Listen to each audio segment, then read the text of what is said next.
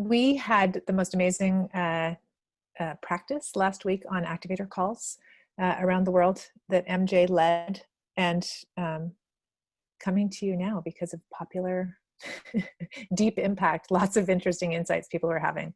And so I'm going to turn it over to you, MJ. Hi, y'all. Thanks, Vicki. So I'm going to share my screen here. And so let me go back for a second. Okay, so we're going to do a practice together today of deep listening. And this came about because Jesse asked me to come on the activator calls once a month. And I said, okay, let me do something. Let people practice something together. So we're skill building the new mindsets for the world. And when I thought about what was the thing I wanted to start with, I thought that the importance of listening is the first thing that came to my mind, because particularly as we commit to doing racial justice work, seems super important. But in general, it seems like a useful practice. So that's what we're going to do today together. All right. So I literally came across this quote just as I was putting this talk together. And Simone Weil probably said this, I don't know, 50 years ago or something, maybe even longer. And this was before texts and email and Slack channels and WhatsApps and all those other things that distract our attention from being 100% wherever we are. So I do think that when we give our full attention to another human being, that it is a great gift. So we're going to experience that gift today. And I encourage you that when you are really listening to someone, that you try to eliminate all the other distractions. And so the way we're going to set this up when we do the practices, we're not going to, please like turn off your phones, we're not going to come in and tell you things. It's going to be a pure practice of giving your undivided attention to another human being. Okay, so thank you. It's a great radical generosity. So what I call deep listening is really about receptivity.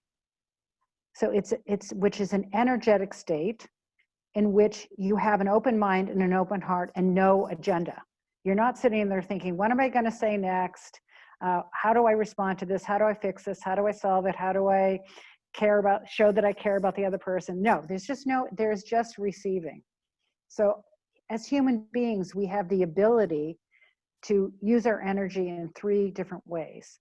The one that all of us are most typically familiar with is dynamic energy, which is the push energy. We're going to make something happen. We're going to get that order. We're going to, solve this business problem.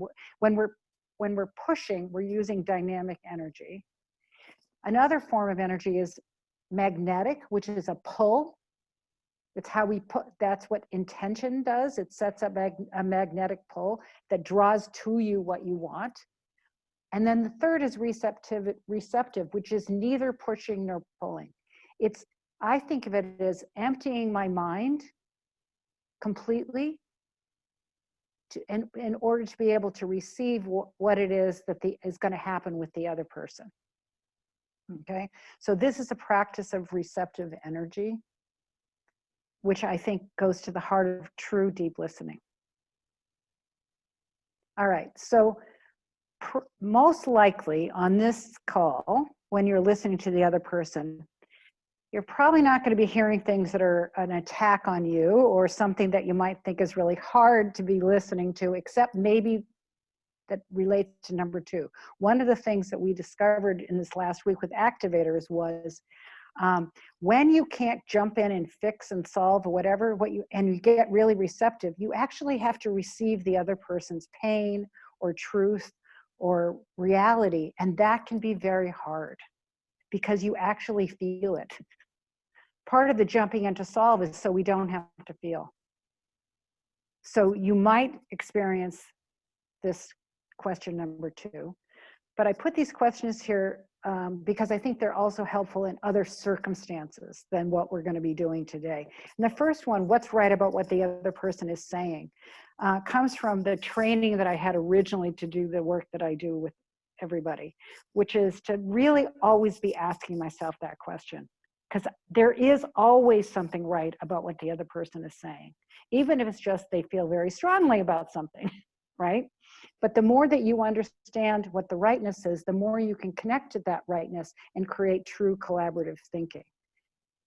And when I was presenting this to activators, somebody put in the chat, oh, well, that means you're being judgmental. Absolutely. Our brains can't help but make judgments and conclusions and assumptions about everything, including what I'm saying in this moment. That's that's what prefrontal cortexes do for a living, is take in new information and make assumptions and conclusions and judgments about it. Typically that filter is invisible to us. And part of what the practice of deep listening or collaborative thinking is really all about is about recognizing what your filter is. What is my assumption? What is my judgment here? What is my conclusion that I'm making from this situation? Being aware of our minds doing that is called mind sight. The ability of your mind to see what your mind is doing. And the more that we strengthen the muscle of that, then the more choice we have about what our mind is doing. But to say, oh, don't be judgmental, it's impossible. You will have judgments, but what are they? Make them visible to yourself so you can make them visible to others. And the third one, this is my favorite question because it's Vicky's favorite question. And when I told it to her, she laughed.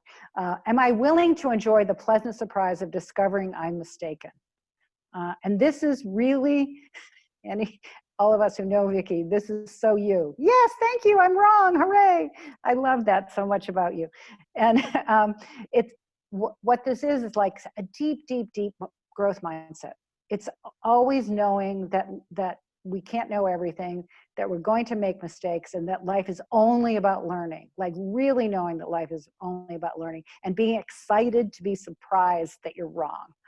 So questions 1 and 3 typically are probably not going to come up for you in this particular practice that we're doing tonight, but it would be something that you want to have in your back pocket when you're holding in your mind when you're speaking in more charged situations. Okay? Anyone have a comment or a question about this before we go to the practice? How do these things land in you? I'm going to look at the chat, see if there's anyone who's saying. Okay, nope. Questions, thoughts? Ahas? Okay, just people saying they love it. Okay, all right, so let's go on to the practice then. So, in a magical moment, through the Zoom magic and Renee help, you're going to arrive in a room with one other person. Okay? Whoop. What did I do? I'm gonna stop, go back. Help. I did a bad thing. I don't know what I did. Maybe do the left Oh, there arrow. we go. Oh. Okay, here we go. Okay. All right. So here's the instructions. You're gonna get in a room with one other person, and you pick a person to go first, and you set a timer for 5 minutes. You will control your own time. So set a timer. The person who's speaking first talks about something that's bothering or challenging them right now. Okay? The listener listens the person into speech with the quality of their attention. When I was coming on this call, I realized we call this resourcing one another.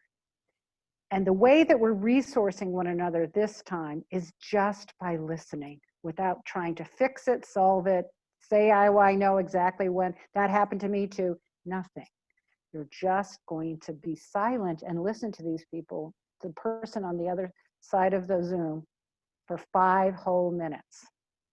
When the timer goes off, both people describe the effect on you of that 5 minutes. So about 1 minute total in describing it. It's like, that was really hard, it was really easy, I couldn't talk for 5 minutes, whatever it was, the effect on you. Then you switch and you do the same thing. the speaker was the previous listener, and then you do 1 minute of debriefing. So you will return back to this room in 12 minutes, and we will debrief as a group what happened. Okay?